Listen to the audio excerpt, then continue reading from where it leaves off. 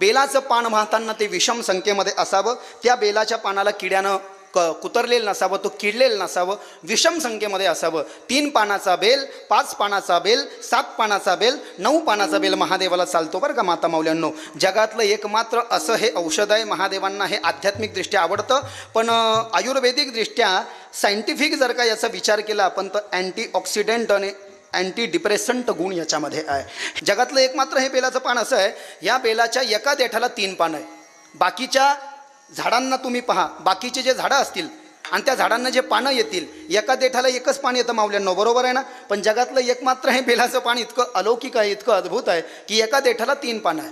मग महादेवाला वाहताना ते एका देठाला 3 पानं असलेले जे बेलाचं पान व्हायचं आहे, त्याचा चोपडा भाग खाली करायचा आहे, खरबड भाग वरती करायचा आहे आणि देठ महादेवाकडे करायचा आहे. अदरवाईज तुळशीचं पान वाहताना तुळशीचा खरबड भाग खाली करायचा आहे, चोपडा भाग वरती करायचा आहे आणि देठ आपल्याकडे करायचा. इतका फरक आहे.